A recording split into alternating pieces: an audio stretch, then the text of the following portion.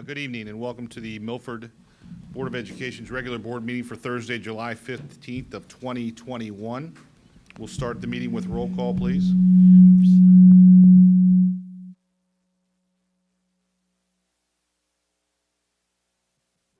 Brady? Here. Mrs. Chestnut? Here. Mr. Miranda? Here. Mr. Ham? Here, thank you.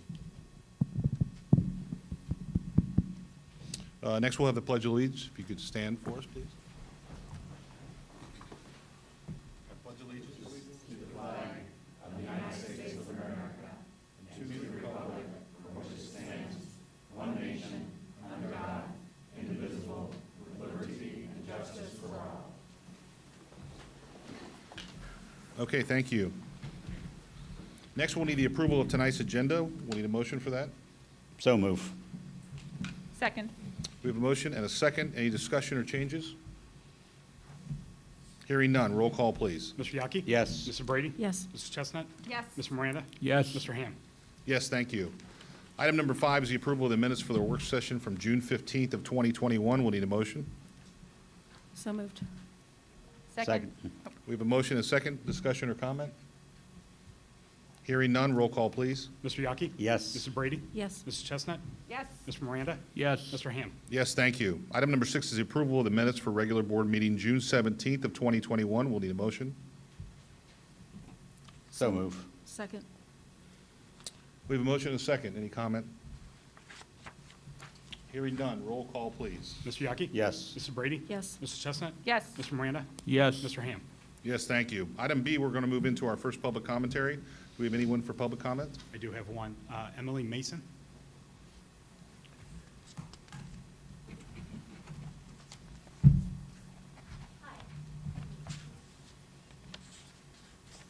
Hi, my name is Emily Mason. I'm at 1312 Gatch Court, and I'm a parent of 2 Sipel Elementary students. I'm speaking today with concern over the policy to rescind the use of face coverings policy that was adopted on August 20th, 2020 without a replacement policy. I understand rescinding this policy as written, as students ages 12 and older, teachers and staff have all had the opportunity to be vaccinated. However, all elementary school and pre-K students have not had this opportunity. Our children are not immune from this disease and have actually shown effects from a condition known as long COVID. This is not to be confused with the rare condition of myocarditis. Symptoms of long COVID include fatigue, breathing difficulties, heart problems, headaches, muscle and joint pain, fever, dizziness, and brain fog. As with adults, this syndrome can strike kids after a mild or even asymptomatic initial cause of COVID, as well as with more severe disease.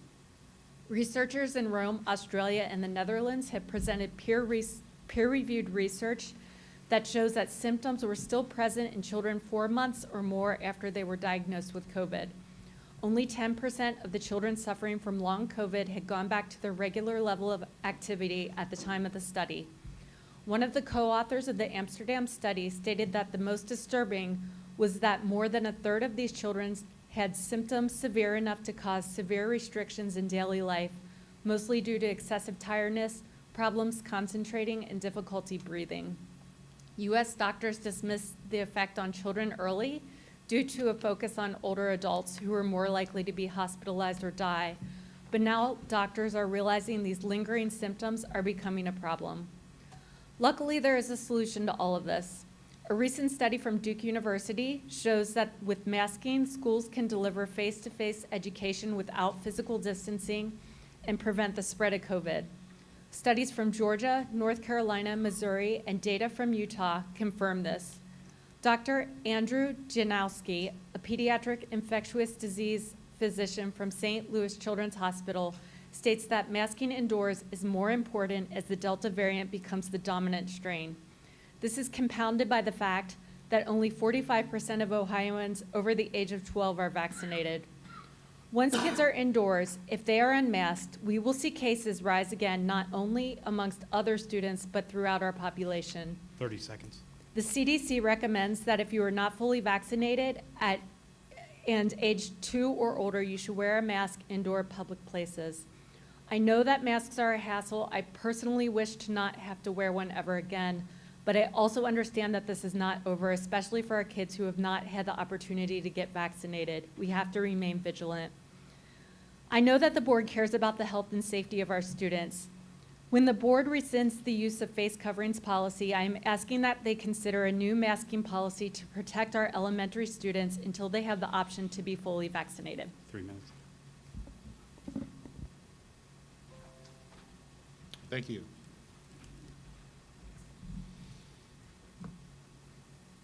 Is that the only person we have signed up for public speaking this The evening? next one will be at the second public On the participation. second, okay. Okay, well, moving on from our first public commentary to our treasurer's reports. Treasurer Brian Rabe. Thank you, Mr. Ham. Recommend the approval of the monthly board reports for month ending June 30th, 2021. We need a motion to approve the board reports for the month ending of June 30th, 2021 as presented. So moved. Second. There's a motion and a second. Brian? June 30th is also the end of our fiscal year. So when we take a look at our fiscal year, we did end the year with $42.1 million in the bank. Last month, we had a number of items that we were waiting to be received due to timing issues. Those were received in the month of June, so those aren't reflected in these numbers. However, we did end up with a little over $1 million in deficit spending, meaning we spent more on the fiscal year than what we actually took in. On the investment side of things, we received just shy of $42,000 in the month for interest. On the fiscal year, we were $466,000 in interest, which obviously was down compared to last year due to the dropping interest rates. Thank you. Any comments or questions for Brian? How did the approximately 1 million deficit spending compare to what our 5-year forecast was? I believe in the 5-year forecast, we were at 1.3 million, so we were about 250,000 off compared to what we forecasted in May. Okay, thank you. Okay, roll call, please. Mr. Yaki? Yes. Mrs. Brady? Yes. Mrs. Chestnut? Yes. Mr. Miranda? Yes. Mr. Ham? Yes, thank you. Thank you. Next item is disposal of fixed assets as presented. We need a motion to approve the disposal of the fixed assets as presented. Item 2. So moved. Second. There's a first and a second. Any commentary?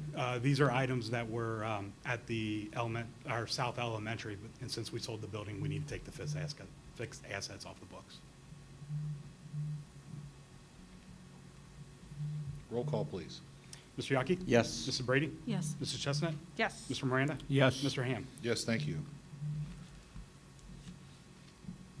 Next item is the approval disposal of items from St. Mark's due to being purchased through auxiliary service money.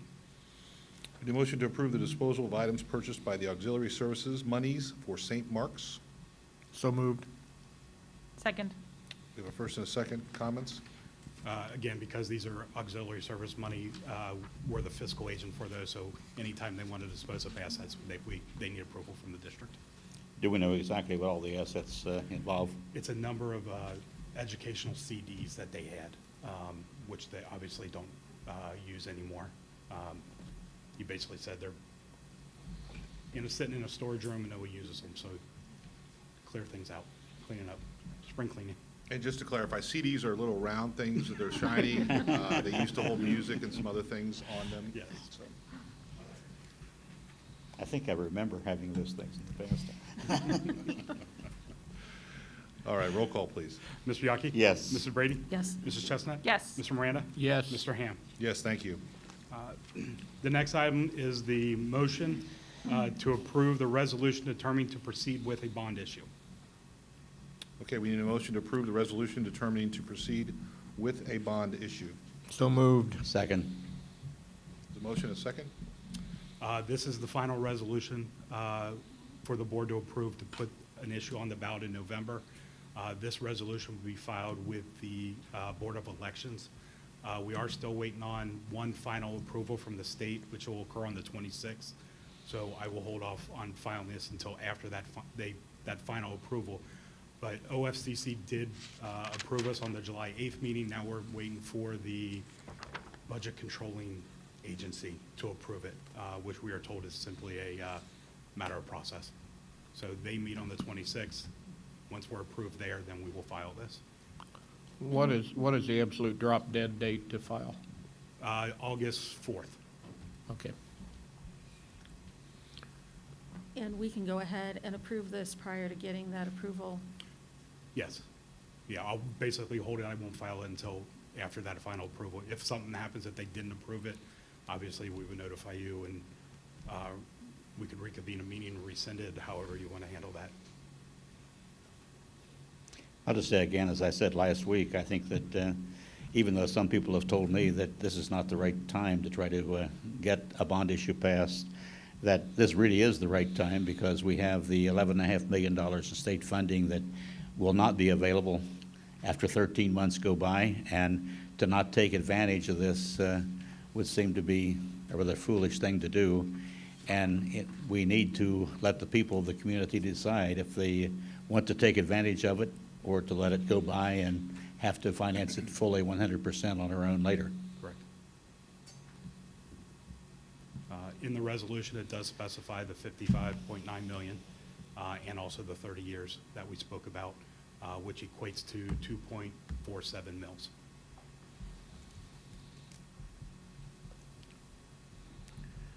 And I guess we will say it, we did this in the other meeting, and it didn't happen to be taped, so nobody could see it, but when Emily and I and others served on that CAT team that sat in this very room, three things were loud and clear from the community members that we had there. One was get state funding.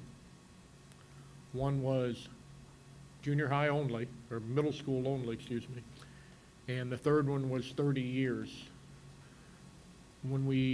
If and when we approve this tonight,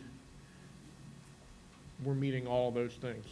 We are doing everything that the community told us 2 summers ago. So, you know, we're just following directions from the community. And Dave, you're very right. There are 11,559 reasons why we want to do this now. 11 million. Or, excuse me, 11 million. Thank you. 11,559,000. It's only off by 1,000. 1,000 times. 11 million reasons why we want to do this. The time is now. I've waited a long time to see this happen. This is one of the reasons I got on the board, because I thought I could help to get this pushed across, and I'm one of 5, and let's get going. And I think it would take an absolute miracle to have the state funding be available again before the absolute total demise of the building that's there. Ryan, do you know how much it is for homeowners at this point? It was, Wendy and I worked it up this afternoon, sorry. It was. It's right around 85, I think. Should be, that's what we talked about last week.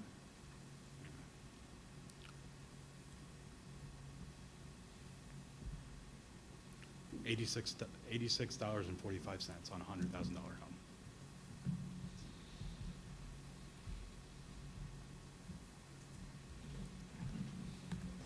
Thanks. Yeah, if you'll just give me a couple minutes, I do want to say a couple of things before we vote. Obviously, we're voting to put this on the ballot in November, yes or no. I've got rough numbers. The total cost of the project is about $67.5 million to be financed over 30 years, co-funded and co-partnered with the OCC. The OCC share being $11.6 million, while our share is going to be around $55.9, our local share. This includes a building, site circulation, and demolition only. We're not doing anything else but this building. A little bit of history: the current junior high was built as the high school in 1962. Has been on our master plan list for I think almost 20 years for replacement. And it currently is inadequate space for our 7th and 8th graders. In our 2019 bond, we asked for $4.7 million for 37 years, and it was $164 per 100,000 home value. That bond failed 57 to 43%, with about a 33% turnout of our voters in a May election. It included high school partial renovation, an auditorium, stadium, and outbuilding upgrades, as well as turfing the soccer field. The projections of no votes we looked at were correct. I think what happened is there were a lot of people that just simply didn't vote or vote yes for this because of maybe some of the things that were in it. I think the process and the campaign at the time felt a little bit rushed for me as a board member. And I think it was rushed for a couple of reasons. One is I think we were really fighting the clock to try and keep costs low and reduce overall costs for the district. We had two things happening. Building materials were climbing at a rate of 5% plus at the time. And there was a requirement on a storm shelter from the state level that was going to be a significant increase to the cost of the building at the time. So we sort of pushed it, and I think everything was sort of pushed and rushed. I don't think we're doing that now. I think we've taken our time now to really look at this thing. Overall cost numbers were somewhat inconsistent in our last campaign. I think we really narrowed those down to where they should be and sharpened our pencil. What we did learn was after the bond failed, we established a community team. We took surveys. We received input from various community groups. This led to the following determinations. The community wanted to focus on the middle school only and find other ways to finance additional needed capital projects. Focus on the middle school, nothing else. We need to wait for the state to co-fund and co-partner the project. They thought 37 years was too long. When the CAT team came back, they said that the total project should not exceed $72 million, which was about a 25% reduction over what was presented at the last bond. They wanted us to sharpen our pencils and get the cost as low as possible. This plan, in my mind, checks all these boxes. It significantly lowers the cost from a $98 million bond, local bond, to a $55.9 million local funding. The partnership and the funding with the state is in place. The inclusion of 6 through 8 eliminates the need for mass redistricting. Alignment with educational grade bands with Ohio Learning Standards. It enhances our 6th grade access to extras and counseling. It eliminates a building from the district, which is a cost reduction. And we're also in better position for the future to potentially handle all-day kindergarten if that becomes something we have to do. We did reduce the bond length from 37 to 30 years. No add-ons or other items. No need for student relocation, elimination of modulars on the campus, a much safer facility that's going to come out of this as opposed to what we have right now with our junior high, a new academy home, and one of the things I heard from a lot of people was do this during a general November election, not in May, not in August, not a special election. And we have 13 months. We have a 13-month window, so the only November we have is this November. Buildings do not necessarily make for better education, but can restrict education and student growth. Milford is consistently in the top 10% of school districts in Ohio by most measures and rankings, especially in life preparedness, and is one of the top school districts in managing money. If you look at our balance sheet, our state awards, and the transparency, we're on Ohio Checkbook. We have our live broadcast. We have access to board agenda. We have attachments made prior to meetings. These are some of the things that other school districts don't do. We've been in person in this room since June of 2020, allowing for public input. No one wants more taxes, but a school district fuels a community, improves assets of a community. Again, we have a 13-month window to utilize these state funds, and we only have November to do it. It's time.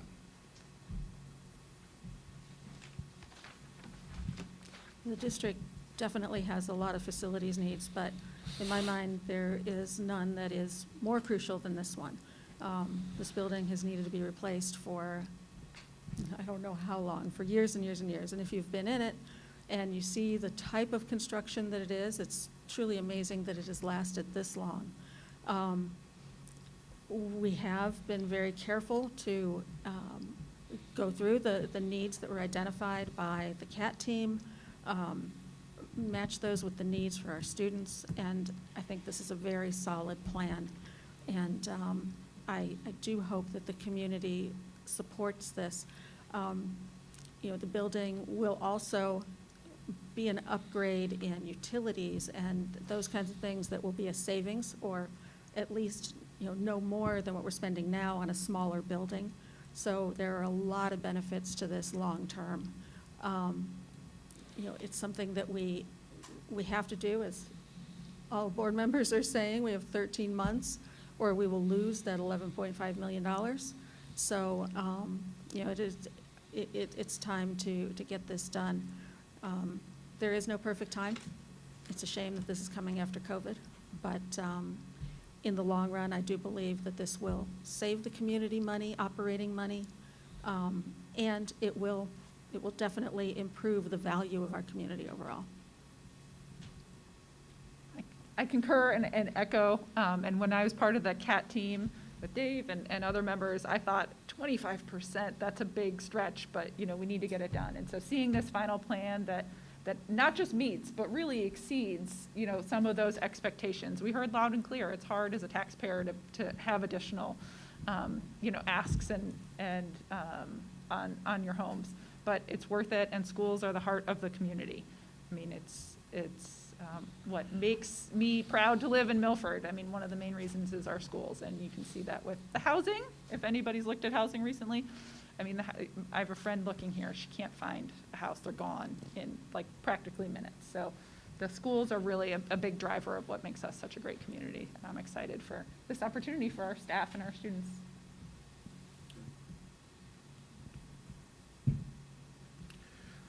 I kind of disagree. I heard it a couple of times that there's never a perfect time for this.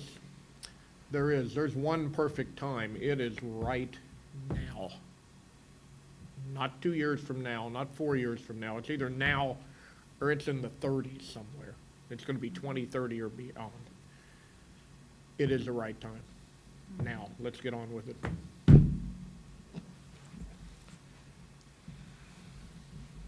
Okay, any other comments?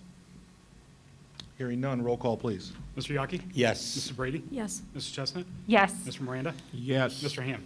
Yes, thank you. Moving on to item D, our superintendent business, Superintendent John Spicer. Thank you, President Ham, members of the board. Under the business items, number one, we do have some policies for approval. These are second readings. So we're asking for the second reading and approval of the following policies. AC, non-discrimination, which is a Title IX from the President Biden administration. There's some changes there.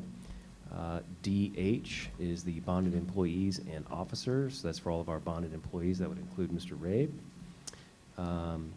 EF_EFB, food service, that is, the change there is state and federal law compliance, but we do not qualify for any of that. But OSBA did suggest that we pass this policy. IGCB and IGCK, the experimental programs and blended learning programs, allows us to look at different programs, et cetera, through our curriculum department that we see fit, and we would ask for a waiver, et cetera. There's some guidelines for that as well in there. So we're asking for your approval this evening. Okay, we need a motion to approve the recommendation of the superintendent to the board to adopt the regulations and exhibits as presented. So moved. Second. Motion and a second. Comments? Hearing none, roll call, please. Mr. Yockey? Yes. Mr. Brady? Yes. Mrs. Chestnut? Yes. Mr. Miranda? Yes. Mr. Ham? Yes, thank you. Item number two, policies to rescind. This would be the second reading, so asking for a second reading and the rescission of the following policy, EBEA, which is the use of face coverings. There are currently no mandates or health orders that would require the use of face masks at this time. And OSBA Council did recommend that we rescind this, and this is our second reading. We need a motion to rescind policy EBEA.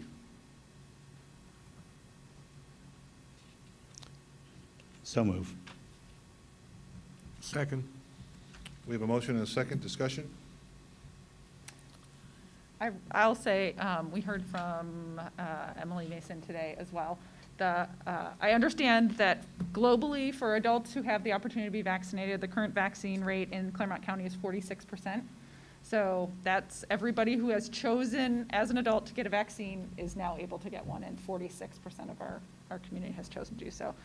I think the story is different for elementary students. Anybody under 12 doesn't have the opportunity. It sounds like it'll be September-ish is kind of what I'm hearing.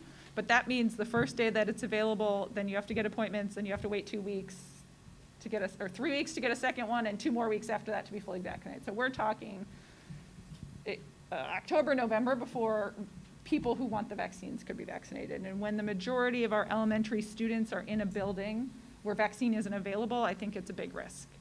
So I would like the administration to consider in vaccines where the majority of the people in the building do not have the vaccine available, that we consider some sort of guidelines around wearing masks.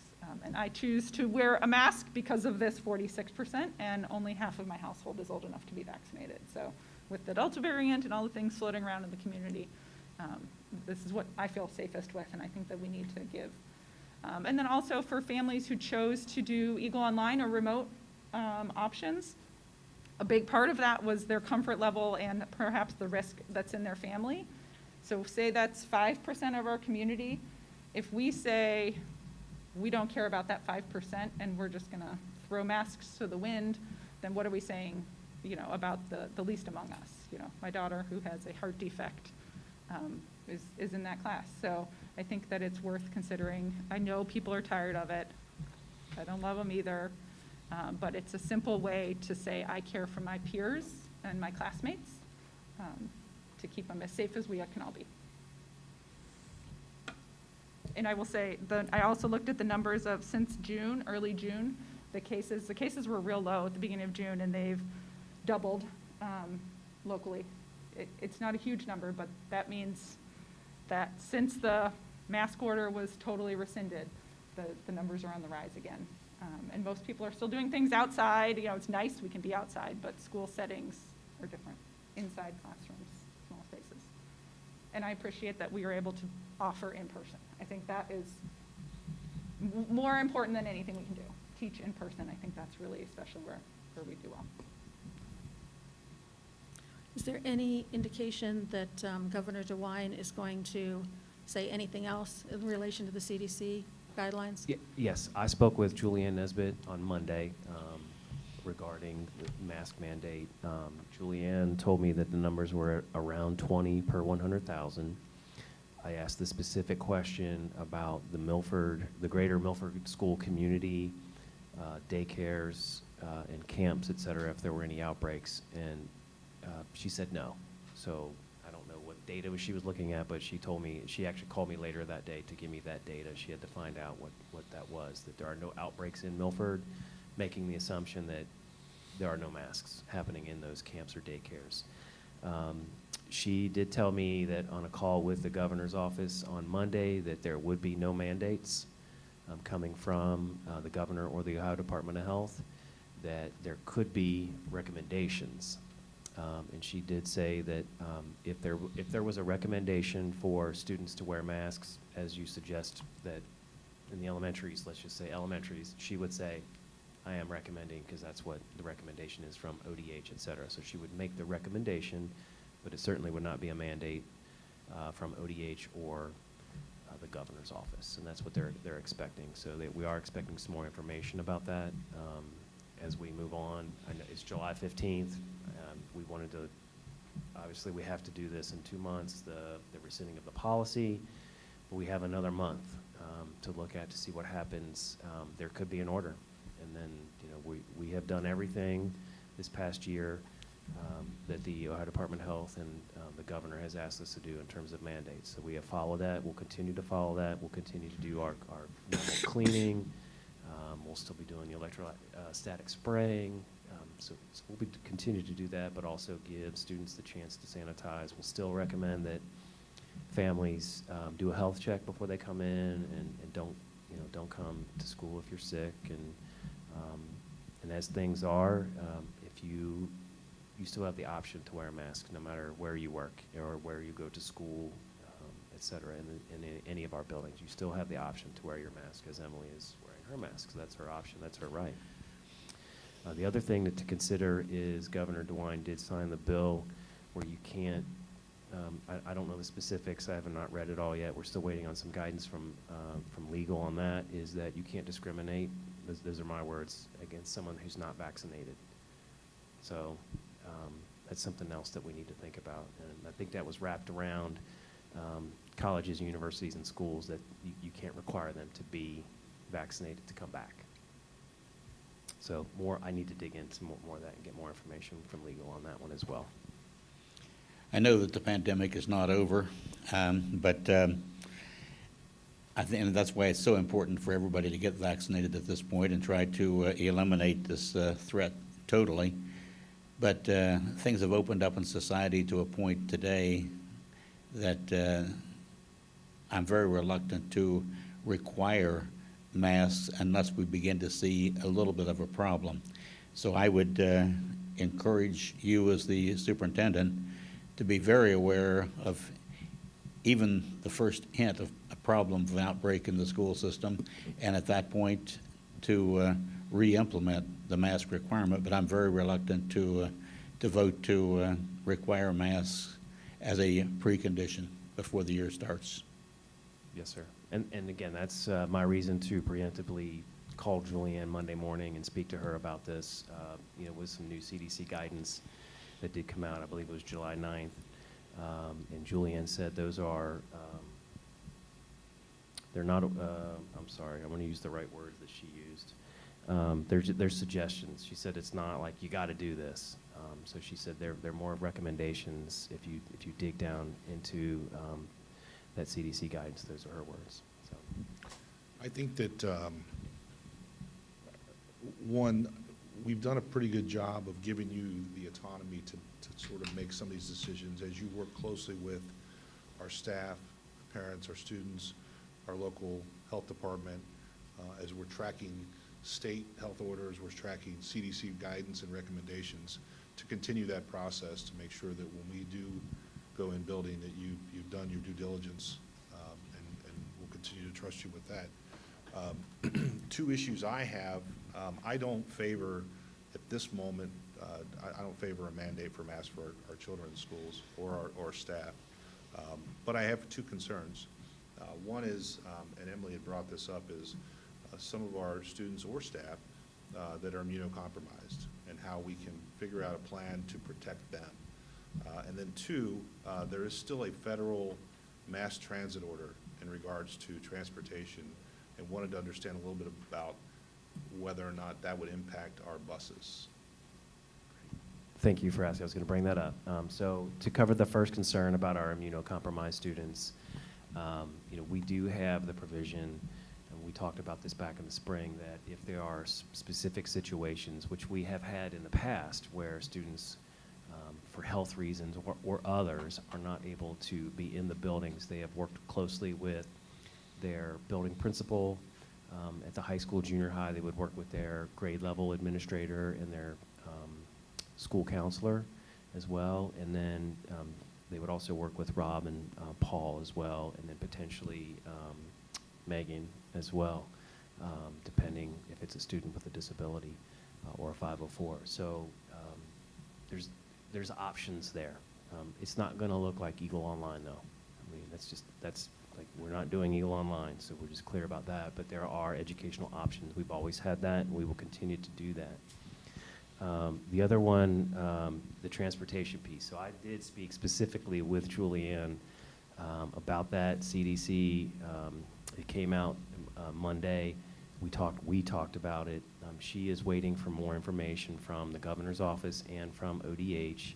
It does say that schools are a part of that transit, that students that are on a bus would have to wear a mask.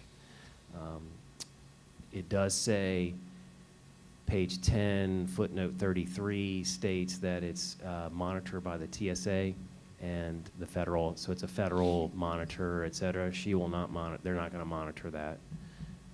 So it's a possibility. So I think that your question is, it's still a possibility. I think parents need to know that there is still a potential federal mandate. Just like you travel on a plane, you have to wear a mask still, that we still fall under that. And so that's still a potential, but still more to come on that. We have another month, and hopefully things, you know, we'll get more information as we come. As she put in parentheses, I was told from the state, more information will come. So we'll have to wait and see. Well, it's with a federal program, federal mandate. You mentioned TSA is the enforcement piece of that. It won't be a local or state level. And the TSA is not going to be on our school buses, I would not expect, which means that the details about how we're going to be required to enforce that mandate is going to be very important in terms of decision making. Yeah, I think it's right to rescind this, this policy because it relates to last year, to the situation then. I think it's too early for us to be determining exactly what it's going to look like next year. It's only been a little over a month since the mask order was rescinded fully, so it's not long enough to really see the trends. We haven't heard from the governor what the requirements are going to be. We don't know about buses. And, you know, as Emily said, our youngest children are not vaccinated. So I think we need to give this several weeks, see what happens, see what the trends are, and then decide what we're going to do at that point. Absolutely. We will continue to work with Julian Nesbitt and her team. And you also mentioned President Ham working with the teachers. I did speak with the co-presidents of the MEA. They're 100% on board with no masks and it being optional from a teacher perspective, pre-K through 12, from those two speaking on behalf of the MEA. Have they And as talked it- with the teachers? Like, have they done any kind of survey or anything? I am not aware of any of that. I'm not privy to that information. I know that one of the other items this evening, so I know that they have been in contact with the membership this summer. I don't know specifically about masks, et cetera, and if they've done a survey and things of that nature. I'm not privy to that information. And I do think as a district that we should encourage people who would like to wear a mask that they should wear a mask. I just don't think it's right at this time to have a mandate and require it until we begin to see evidence of a need or a problem. But there should be encouragement for those people who feel more comfortable wearing a mask. Absolutely. I'd say my children will walk out of my house with a mask, and the minute they get in the classroom as the only child with a mask, the mask is off. You know what I mean? Like, so they know what's there, but peer pressure is hard when you're a kid and standing out. I mean, this is a very obvious thing. And, you know, as far as waiting for data, there hasn't been good data on children, like, period. And so I honestly don't think anything's going to come. Right now, everybody's outside in small groups. They're not in a classroom setting in the same room for a couple hours at a time. I mean, that's the highest risk is indoor settings. We know that. And so I just really worry that we are too cautious because if you're like Dave, when we wait for data, oops, 20 kids got sick and have long haul COVID. Sorry, 20 kids in our district. But now we have data, so now we'll wear it. I mean, it just seems the retroactive. When wearing a mask, it doesn't hurt. The kids were very good about it this year from what I saw. My kids, like, honestly, it's all they remember. When you're 8 years old, you don't have a memory that's more than a year, so it's all they remember at this point. And so I just think that everybody has invested in the masks. We have them already. It is not harmful or painful. And if it means that we save 3 kids in the district from getting long haul COVID, then that's worth it. But we will never know, right? It's one of those, like, we won't know until it does or it doesn't happen. And I would feel more comfortable erring until vaccines are available, readily available for 12 and under. Like, I'm not saying the whole year. I'm even personally comfortable with not for the junior high and high school because most of those students have had the opportunity. But I can't imagine that a just 12-year-old walking into 7th grade for the first time is going to show up with a mask. They're not going to. I mean, nobody wants to do that. So they might, but it's hard. Junior high is hard already. I'm glad I'm not doing that there again.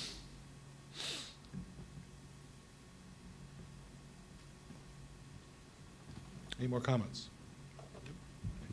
Hearing none, roll call, please. Mr. Yockey? Yes. Mrs. Brady? Yes. Mrs. Chestnut? Yes. Mr. Miranda? Yes. Mr. Ham? Yes, thank you. Under item number 3, President Ham, members of the board, asking for your approval of the MOU with the Milford Education Association. It's a contract extension through June 30 of 2024. We need a motion to approve the MOU with MEA, the contract extension as presented. So move. Second. We have a motion and a second. Comments? I think it's a great idea that we do this and put everything securely without the necessity of renegotiating all individual items over the next couple of years. So as long as it meets the approval of the association and of the board, I think it's a win-win situation for everyone. And I believe this was brought to us rather than us to them, is that correct? They did approach us with a 1 year, and then I approached them for a 2 year, and then we kind of talked and informal negotiations, if you will, and we came to the 2 years, yes. So this would give us 3 years. Yes, sir. Approval of this would give us 3 years without having to go back and negotiate again, which is, certainly was difficult during COVID, and we found our way through that, and it's all good. It's a good idea. I think this is a good deal for everybody. I think that it was tough last year because we had a contract negotiated and then COVID hit and things had to change. And the union did end up working with us, which was very nice. And the fact that they came to us with this is also very nice. There's a good relationship. This is 2% a year for the next 2 years. I think is a very fair deal. So, yeah, nice job. And it also gives us some clarity, Mr. Rabe, on the 5-year forecast, knowing exactly where you're going to be. You don't have to guess where we are financially. We're going to know for the next 3 years on the biggest portion of our budget exactly where we're going to be. Correct. Any other comments? Hearing none, roll call, please. Mr. Yaki? Yes. Mrs. Brady? Yes. Mrs. Chestnut? Yes. Mr. Miranda? Yes. Mr. Ham? Yes, thank you. Also asking for your approval under number 4, an MOU with the MCEA classified employees and a contract extension through June 30th, 2024. We need a motion for the MOU with MCEA contract extension as presented. So move. Second. We have a motion and a second. Comments? Same rationale. I think that it's a good deal for both sides in this situation, and that both associations should follow the same format. Ditto.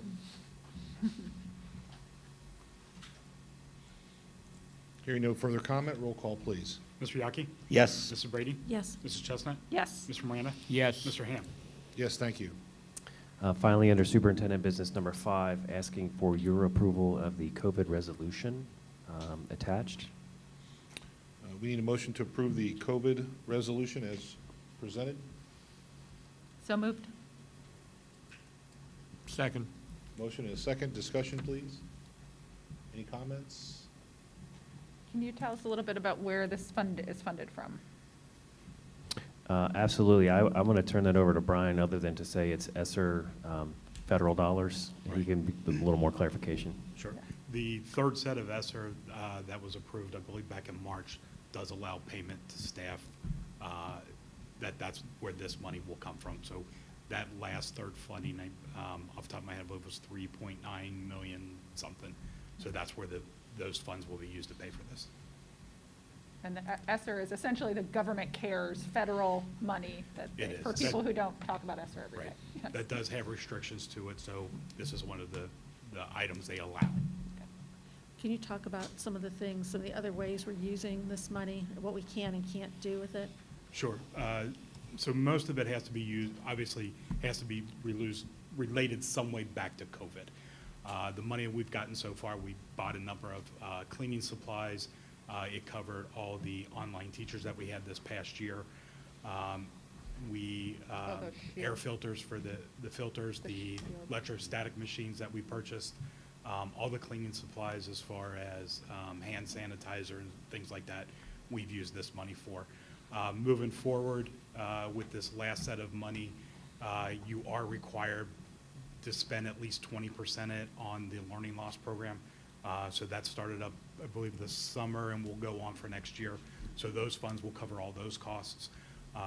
We are looking at, you can use those funds for improvements for air circulations in your building. So we're looking at possibly using some of the funds to upgrade the HVAC units at the high school.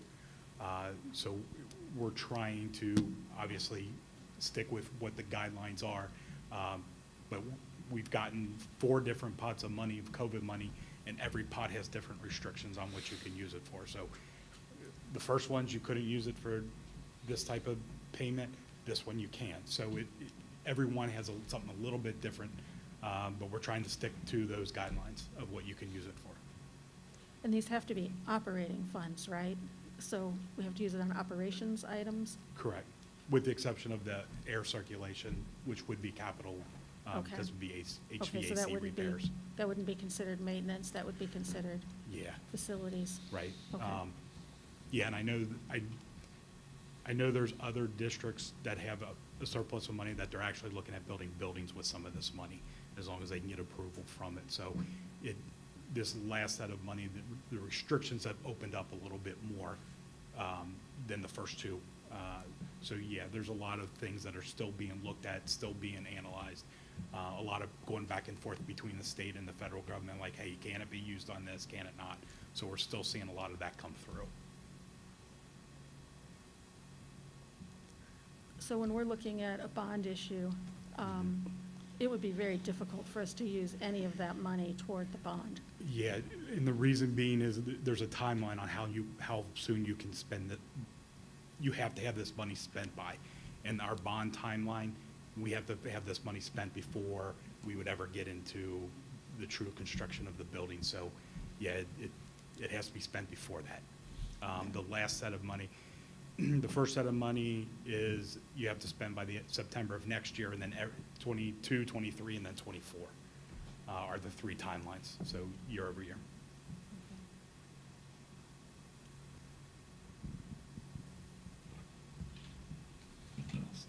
Hearing no further comment, roll call, please. Mr. Yaki? Yes. Mr. Brady? Yes. Mrs. Chestnut? Yes. Mr. Miranda? Yes. Mr. Ham? Yes, thank you. We'll move on to Human Resources Business. Superintendent John Spicer. Thank you, President Ham. Members of the board, under item E, Human Resources, we do have number 1, an MOU with the MEA for an adaptive PE with Mr. Schaub. Adaptive PE is a very special licensure. He'll be working with some our students with disabilities. So that's what the MOU is. And we've done this in the past. Okay, we need a motion to approve the MOU with MEA regarding physical education teacher working at both SIPELP and the Milford Junior High. So move. Second. We have a motion and a second. Comments, discussion. Just a question, I guess. So what's the relationship of time between SIPELT and the junior high? How much time? So SIPELT is a 9 o'clock school, and the junior high is, it's, or, 7:30s, or, excuse me, 7:45. So it's early enough that Jackson is able to get there and to get to SIPELT when he needs to. That's 1 day a week, Jenny? Yeah. Thank you, 1 day a week. Okay. And he's currently doing that. He did this past year.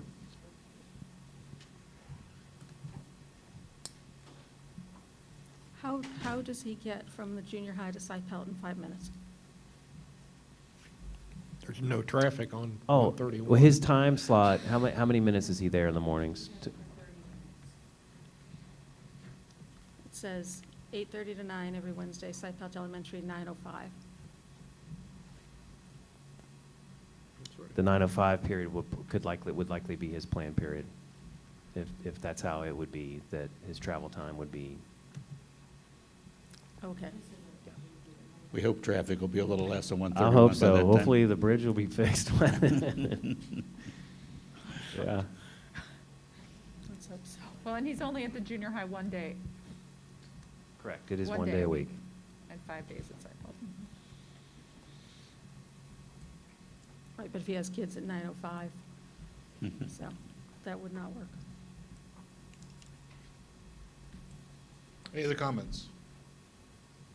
Hearing none, roll call, please. Mr. Yaki? Yes. Mr. Brady? Yes. Mrs. Chestnut? Yes. Mr. Miranda? Yes. Mr. Ham? Yes, thank you. Under number 2, the nursing MOU with MEA and MCEA. This is a result of the state legislature passing a law that requires any of the nurses that have a bachelor's degree to move from the SERS to STRS, the State Teachers Retirement System. And so those staff members here that do have the BS or the BSN RNs will have to join. They don't have to join, but they'll be part of MEA under their contract. All of our LPNs and non-bachelors folks will continue to stay with the MCEEA.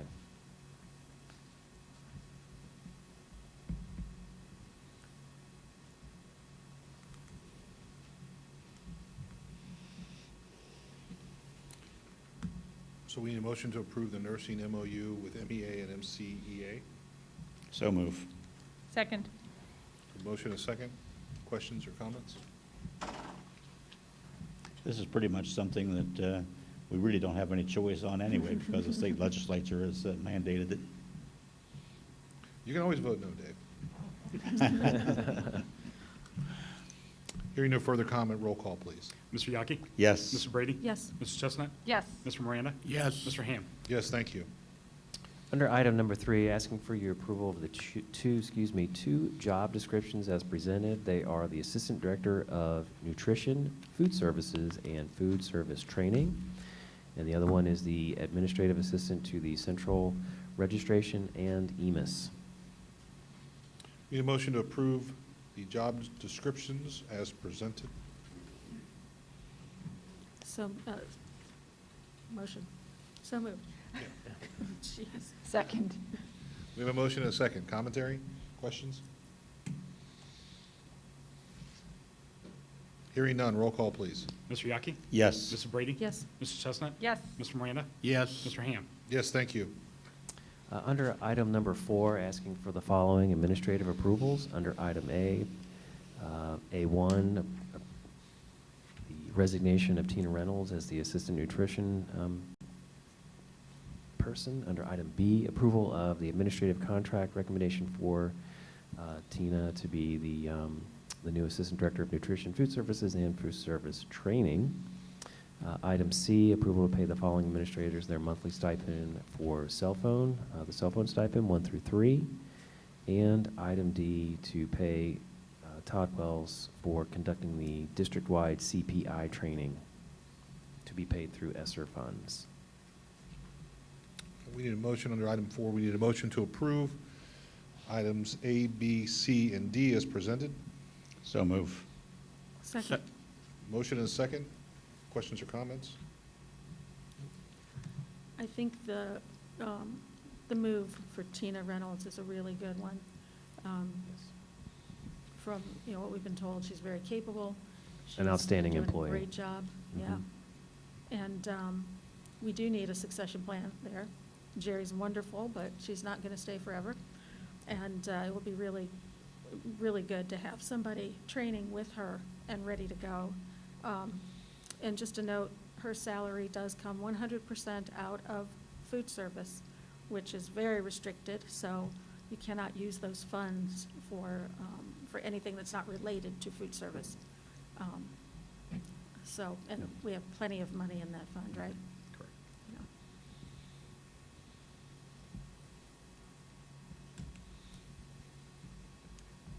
Roll call, please. Mr. Yaki? Yes. Mr. Brady? Yes. Mrs. Chestnut? Yes. Mr. Miranda? Yes. Mr. Ham? Yes, thank you. Under number 5, certified approvals. Under item A, approval of the following certified resignations. Number 1, as noted, this teacher is moving back to Michigan. We are sad to see her leave. I know Emily is as well. Under item B, approval to pay the following certified employees for mentoring student teachers 1 through 3. Item C, approval of professional development pay for the following staff members for 2-day virtual restorative practices 1 and 2.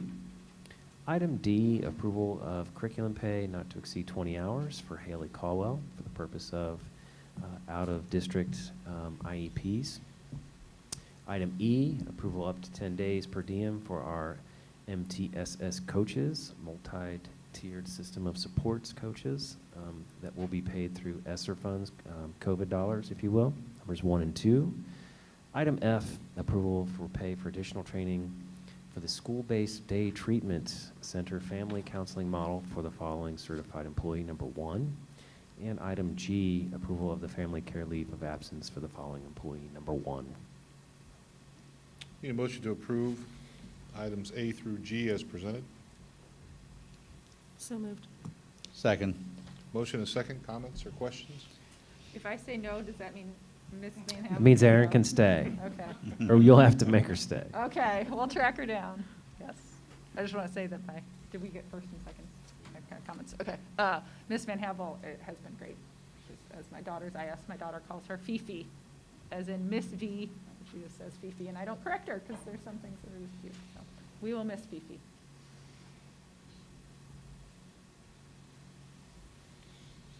Hearing no further comments, roll call, please. Mr. Yaki? Yes. Mrs. Brady? Yes. Mrs. Chestnut? Yes. Mr. Miranda? Yes. Mr. Ham? Yes, thank you.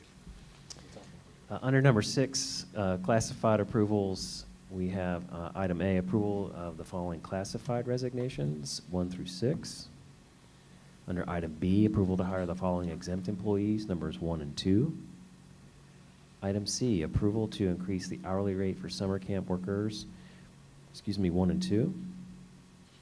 Item D, approval to pay the following employee a monthly stipend, cell phone stipend, number 1. Item E, approval for the classified hiring recommendations for the 21-22 school year, numbers 1 through 12. Item F, approval of changes in contract hours for the following classified employees, numbers 1 and 2. Item G, approval of additional extended school year service hours for the following teacher aides, 1 through 3. H, approval to pay for additional training for the school-based day treatment family counseling model for the following classified employee, number 1. We'll need a motion to approve items A through H as presented. So moved. Second. There's a motion and a second. Commentary? So why is the cell phone stipend different? That was negotiated with the MCEA, so the cell phone stipend for head custodians is $75. I believe that was done through an MOU a couple years ago, it was.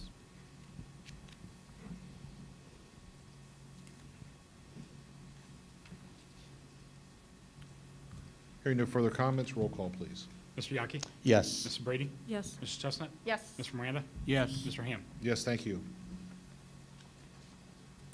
Under number 7, athletic extracurricular pupil activity approvals. Under item A, approval of the resignation of pupil activity contract for the 21-22 school year, number 1. Item B, approval of extracurricular pupil activity contract recommendations for the 21-22 school year, numbers 1 through 7.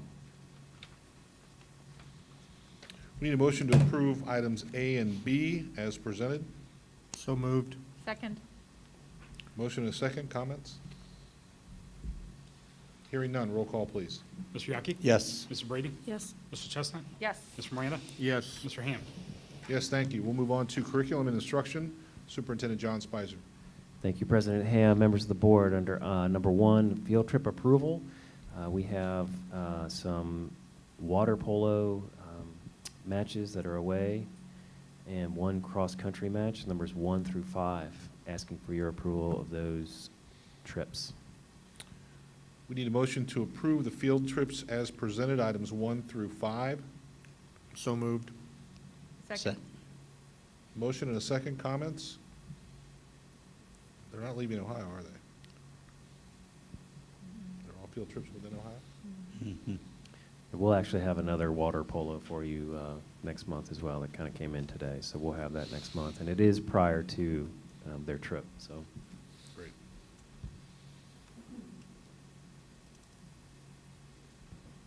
Hearing no further comment, roll call, please. Mr. Yaki? Yes. Mrs. Brady? Yes. Mrs. Chestnut? Yes. Mr. Miranda? Yes. Mr. Ham? Yes, thank you.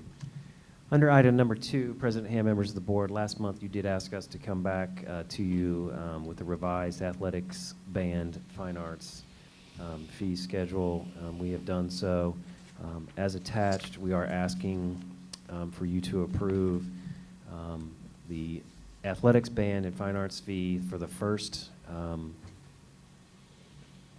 athletic, band, or fine art fee to be $200, the second one to be $100. That's for all three of them. If you do band in the fall and then you do an athletic or something else, fine arts, in the winter, you would be at the lower fee. That was what you asked us to come back to you with, and we did. And so I'm asking for your approval as submitted. Need a motion to approve the proposed fees? So move. Second. Motion a second. Comments? I think this is the appropriate thing to do. We talked about this at the last meeting last week, and I think that what changes were made is the proper thing to do. So the original last month had band and fine arts at 175, right? Correct. And the real difference was that the two never overlapped. So athletics didn't count toward fine arts and vice versa. So why then did you bump band and fine arts up to 200? Yep. Dan Yeager did go back through his budget, look through those items, and then did come back with the request at 200. Paul, if you have more specific details other than that, that would be the reasoning why. We did converse, Dan and I. We asked him to look at his budget as well due to the shortfall of COVID. He did come up with the same shortfall, if not a little more. So therefore, it made sense for us to look at equity across all three branches to be in the same vein. Also, while unlikely, there is always the possibility of we may do financially better, that we come back and look at these fees down the road, because our job is not to make money, it is to sustain. So we would look at how we do this next year, ask both Aaron and Dan just to kind of do a budget analysis. If it holds and this looks like the appropriate amount, great. It could also be unfortunate that it may have to go a little higher. As we did present in that meeting, we are at the bottom of the tier when you look at our participation fees of like-sized districts and districts in our conference. Did it put us right at 6, Aaron? 6th or 7th in the conference, somewhere towards the bottom. But again, we will reevaluate in a year. We will report back to the board where we are financially with both entities, and then see if this should hold or can we back off just a little bit. But Dan did have the same budget shortfall. Dan has a great personality, and he just wanted to hold the line, but when we went back through, it made sense for them to be equitable. Thank you. Yeah, no, thanks for the work that was put into this. It seems more simple, it seems more fair, and I don't think those were really the two things we wanted out of these fees. Yeah, you in essence, the previous document that we were presented with was, it was a little bit unfair for people who have multi-talents. You know, if you have something in the arts that you do, and you also have something athletically that you do, you were paying the higher fee the first time. So it kind of evens that playing field, and I know there are people that do that. I had children that went through and did both, so I think you guys are spot on here, and it's the right thing to do.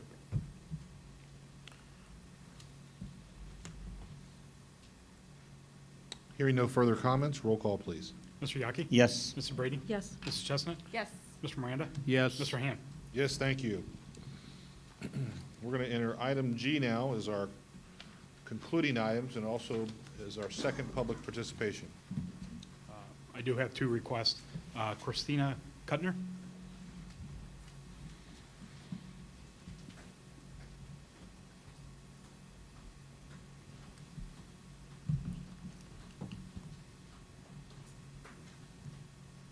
Can we pass out printout? Sure. Thank you. My name is Krista Kepnar. Address is 5509 West Mills Drive. I am a mother of a second grader, first grader, and soon-to-be kindergartner at Milford Elementary. And today I am representing the Milford Miami requesting for our bus stop to change. We currently, our bus stop is on Deerfield Road. We are proposing 2 locations inside of our community for safety reasons.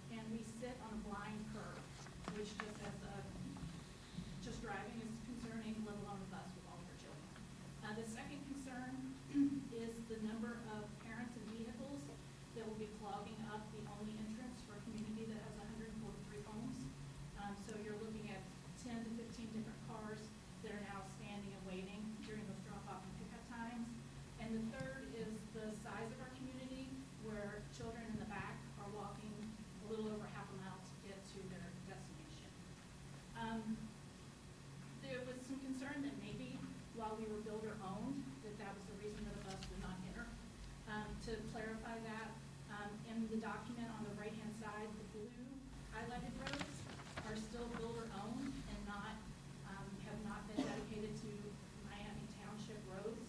The yellow are all maintained and operated by Miami Township.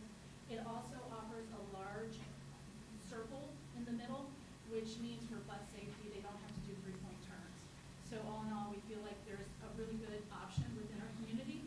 We have two suggested options. One is a covered picnic area that sits at the corner of Watermills Drive and Mills of Miami Boulevard. The second is our clubhouse, which is located within the yellow circle on the images. Both areas have parking available for parents, and they're safe for children to wait while being dropped off and picked up from us. So I realize that we may not get resolution on this today, but we did want to make sure that we put it on public record, since we have tried for several years to get some sort of resolution to this, and just looking for the safety of kids. Can I ask a question? Of course. So right now, obviously, your neighborhood's going through a development. They're building there. Yes. Which is, I'm sure a lot of people are jumping on because people are looking for houses right now. But previously, we have, previous to this coming school year and planned for this coming school year, right now, we pick up at Deerfield at the end of, or beginning of the development. That's correct. And all the kids from the neighborhood are picked up at that same spot. That's correct. And the request is not to have multiple pickups within the neighborhood. The request is to have one, but to move it away from the busy Deerfield intersection. Thrilled with one, ideally because the neighborhood is large. Two stops, both within the same street. One for the kind of the front part of the community and one for the phase 2 and phase 3 of the community. Okay. Though we would take anything that we were willing to get. Okay. Well, and our, unfortunately, Mr. Johnson's not here this evening, but we'll certainly get him involved, and he works on those routes, and they spend the summer, obviously, working on those. We appreciate having the opportunity to do that. Thank you. And may I ask you, so the blue area down at the bottom, are there houses there now? They are. In the blue area, our builder, D.R. Horton, has already turned the HOA back and expects to be done with full construction in September or October. So we anticipate that those will be dedicated Miami Township roads before November 1st. So all the way down to the end, I'm looking at Google Maps, and it's not showing any homes down there right now, but there are homes. They are. It is 100% sold out, and I would say they are at about 85% construction complete. Thanks. Thank you. Thank you. Lisa McKinney?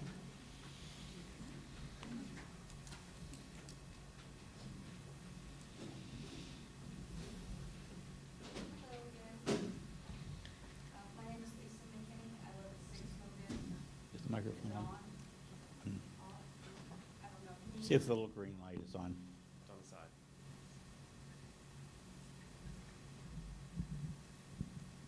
Okay, I think we're okay That's now. better. There we are. That's better.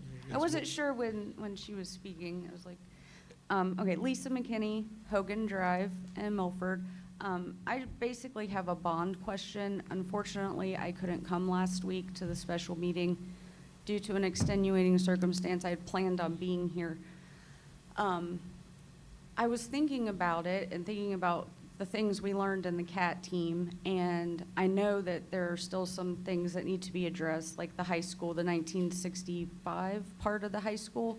And I was wondering, our bond with the co-funding, are we going to earn any credit, like ELP or CFAP type credits? Like, because we learned about the credits, that's how Sipelt and Boyd were built.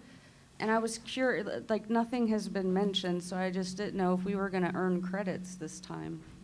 That's one. No, because we're getting the funding up front.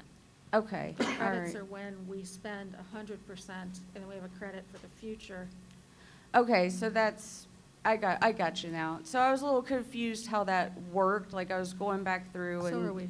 Like bullet points, and then I was like, is that a thing for this, so, okay, thank you, I'm sorry. I was hoping, maybe we could carry that forward, but, okay, thank you. It's like Kroger cutting their double coupons, state funding. I did the know. same thing. No more double coupons. Thank you very much. No, thank you. That's all I have. That's it. Okay, we will close our public participation and move on to item number 2, which is the announcement of our next regular board meeting, which will be August 19th of 2021, right here at 1099 State Route 131, Milford, Ohio, 45150 at 6 p.m. And just for clarification, that is the Thursday after the Wednesday in which we start school. Any discussion tonight with amongst our board members? Any topics for discussion?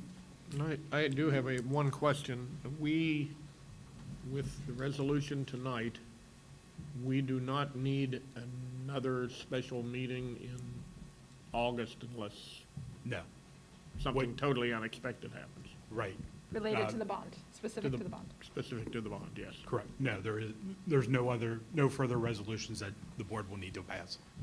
Okay, thank you. There's no going back. We're in. Yep.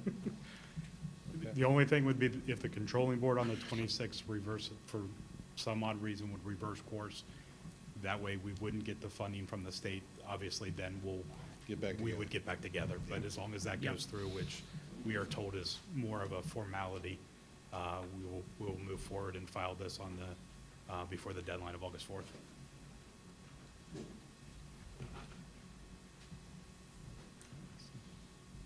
Okay, hearing no other comments, I'm going to ask for a motion to adjourn to executive session to consider the employment of a public employee.